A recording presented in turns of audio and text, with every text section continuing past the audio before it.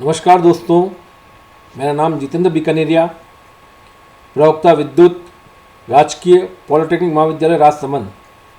इस वीडियो में मैं आपको बेसिक इलेक्ट्रिकल इंजीनियरिंग, जिसका सब्जेक्ट कोड E203 है, के चैप्टर नंबर 2 कैपेसिटेंस के topic 2.6 capacitors are connected in series के बारे में बताऊंगा। इस वीडियो में हम ये जानेंगे कि किस प्रकार जब कैपेसिटर सीरीज में कनेक्टेड होते हैं तो उनका इक्विवेलेंट कैपेसिटेंस किस प्रकार से ज्ञात करेंगे, तथा अंत में मैं एक एग्जाम्पल लेके उस डिराइव फॉर्मूले को किस तरह से हम इसमें इंप्लीमेंट करेंगे बताऊंगा।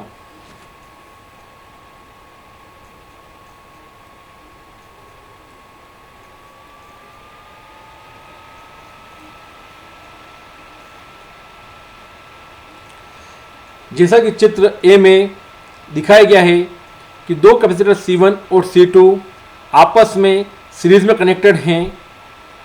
C1 और C2 के across sinusoidal voltage source V apply किया गया है, जिसके कारण करंट I फ्लो हो रही है। C1 के अक्रॉस वोल्टेज ड्रॉप V1 है तथा C2 के अक्रॉस वोल्टेज ड्रॉप V2 है। मैं इस लूप के अंदर KVL अप्लाई करूंगा, तो apply KVL in loop A B C D A। तो A से जब हम B की तरफ चलेंगे तो दो एलिमेंट है C1 और C2, जिसके अक्रॉस ड्रॉप V1 और V2 है। जब हम A से B की तरफ चल रहे हैं तो C1 के अक्रॉस जो वोल्टेज V1 है वो प्लस से माइनस यानी पोटेंशियल डिक्रीज हो रहा है, तो साइन माइनस आएगा, तो माइनस V1। उसी प्रकार C2 के अक्रॉस जो वोल्टेज है उसका भी वो भी डिक्रीज हो रहा है, क्योंकि हम प्लस से माइनस साइन की तरफ चल रहे हैं, तो माइनस V2। B से C में कोई एलिमेंट नहीं है, C से D में कोई एलिमेंट नहीं है, ड्रॉप 0।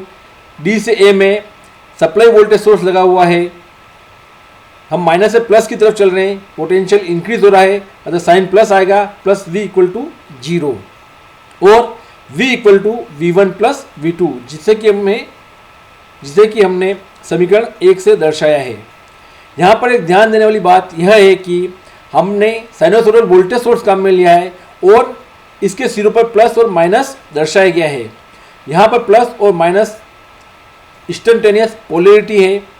इसका यह मतलब है कि जब हम सर्किट से डील कर रहे हैं, यानी जब हम सर्किट का एनालिसिस कर रहे हैं, तब हमने वोल्टेज सोर्स के ऊपर वाले सिरे को प्लस माना है तथा नीचे वाले सिरे को माइनस माना है, ताकि जब हम सर्किट से डील करें या सर्किट में कोई लो इंप्लीमेंट करें तो हमें पता चल सके कि हम माइनस टू प्लस जा रहे हैं या प्लस टू माइनस जा रहे हैं। नेक्स्ट हम जानते हैं कि कैपेसिटर के अक्रॉस जो वोल्टेज होता है उसे निम्न इक्वेशन के द्वारा दर्शाया जाता है, V equal to 1/C integration of I dot dt। यहाँ पर C कैपेसिटेंस है, I सर्किट में प्रवाहित होने वाली धारा है, तथा V कैपेसिटर के अक्रॉस वोल्टेज है। तो यहाँ पर हम देखेंगे कि V1 जो C1 के अक्रॉस वोल्टेज ड्रॉप है उसको हम V1 equal to 1/C1 integration of I dot dt से प्रदर्शित करेंगे। चूंकि सर्किट सीरीज में कनेक्टेड है, अतः C1 और C2 में धारा का मान समान है। उसी प्रकार V2 इक्वल टू 1/C2, क्योंकि V2 वोल्टेज ड्रॉप C2 के अक्रॉस है, अतः V2 equal to 1/C2 integration of I dot dt होगा। समीकरण 2 से V1 और V2 का मान समीकरण 1 में रखने पर, तो V इक्वल टू V1 की जगह हमने रखा 1/C integration of I dot dt plus V2 की जगह हमने रखा 1/C2 integration of I dot dt। यहाँ पर इंटीग्रेशन I डॉट dt दोनों में कॉमन है, उसे हम ब्रैकेट के बाहर निकाल लेंगे, तो V equal to integration I dot dt bracket में 1/C1 प्लस 1/C2, जिससे कि हमने समीकरण 3 से प्रदर्शित किया है। अब हम इस सप्लाई वोल्टेज को इस निम्न इक्वेशन से रिप्लेस करेंगे। V equal to 1/C equivalent, यानी इस पूरे सीरीज सर्किट का equivalent capacitance multiply with integration of I dot dt रखेंगे। तो V का मान रखने पर 1/C equivalent integration of I dot dt equal to integration of I dot dt bracket में 1/C1 प्लस 1/C2। तो इंटीग्रेशन I डॉट dt आपस में कैंसल आउट हो जाएंगे, तो 1/C equivalent equal to 1/C1 plus 1/C2 होगा। उसी प्रकार यहाँ पर दो कैपेसिटर कनेक्टेड से अगर 2 से सपोज करो ज़्यादा है, जैसे 3 कैपेसिटर कनेक्टेड हैं, तो इक्वेशन बनेगी C1 के अक्रॉस वोल्टेज V1 है, C2 के अक्रॉस वोल्टेज V2 है, और यहाँ पे एक और कैपेसिटर C3 कनेक्ट किया जिसके अक्रॉस हम वोल्टेज V3 मान लेते हैं। तो हमारी इक्वेशन बनेगी V equal to V1 plus V2 plus V3। Then V3 को हम रिप्लेस करेंगे, V3 इक्वल टू जो कि C3 के अक्रॉस ड्रॉप है, तो V3 equal to 1/C3 integration of I dot dt होगा। देन V1, V2 और V3 का मान हम वापस से 1 में रखेंगे, तो V इक्वल टू V1 की जगह रखेंगे 1/C1 integration of I dot dt, V2 जगह रखेंगे 1/C2 integration of I dot dt plus V3 की वैल्यू होगी 1/C3 integration of I dot dt।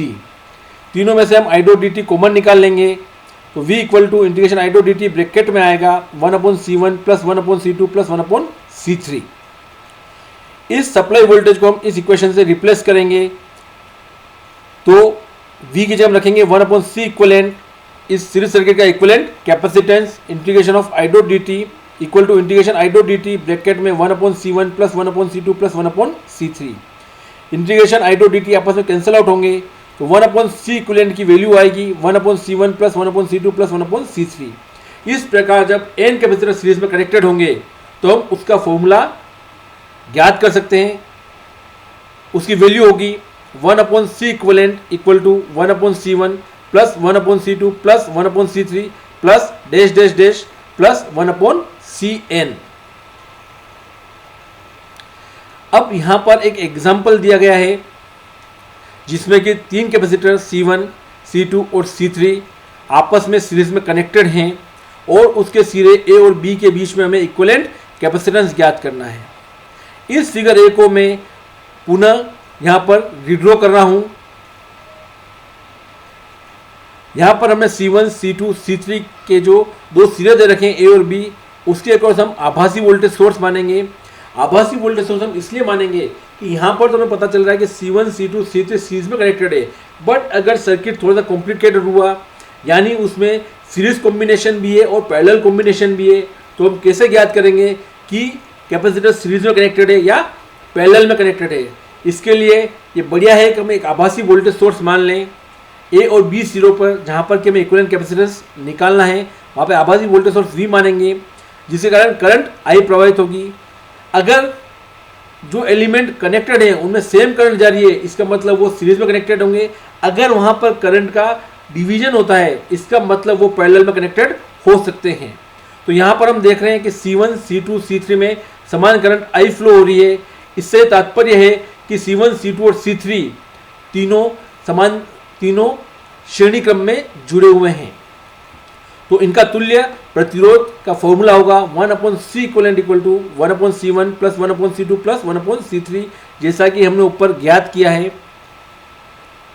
तीनों में को एलसीएम लेने पर 1/C equivalent equal to C1, C2, C3 LCM लिया तो ऊपर आएगा C2, C3 plus C1, C3 plus C1, C2, और इस टर्म को हम उल्टी कर देंगे यानी इन्वर्ट करेंगे, तो C इक्वलेंट ऊपर चला गया तो नीचे वाली टर्म ये ऊपर आ जाएगी, ऊपर वाली टर्म नीचे आ जाएगी। तो C equivalent equal to C1, C2, C3 upon C1, C2 plus C2, C3 plus C1, C3। समीकरण 1 में C1, C2, C3 का मान रखेंगे। C1 की वैल्यू 2 माइक्रोफेरेड है, C2 की वैल्यू 1 माइक्रोफेरेड है, C3 की वैल्यू 5 माइक्रोफेरेड है। यहाँ पर एक बात और ध्यान रखनी है कि आप इन तीनों एलिमेंट की यूनिट को भी चेक कर लें। तीनों की यूनिट सेम होनी चाहिए, या तो तीनों फेरेड के अंदर हो, या तीनों माइक्रोफेरेड में हो, या तीनों पिकोफेरेड में हो। अगर यूनिट चेंज है, सपोज करो यहाँ माइक्रोफेरेड है, यहाँ पिकोफेरेड है और यहाँ माइक्रोफेरेड है, तो या तो आप तीनों यूनिट को पिकोफेरेड में लें या तीनों यूनिट को माइक्रोफेरेड में लें। तीनों एलिमेंट की यूनिट समान होनी चाहिए। तो C1, C2, C3 का मान समीकरण 1 में रखने पर C इक्वलेंट की वैल्यू हो जाएगी 2 × 1 × 5, 2 × 1 प्लस 1 × 5 प्लस 2 × 5। जब इसको सोल्व करेंगे तो C इक्वलेंट की वैल्यू आएगी 10/17 माइक्रोफेरेड। इस प्रकार हमने इस सीरीज सर्किट का इक्विवेलेंट कैपेसिटेंस ज्ञात किया है। धन्यवाद।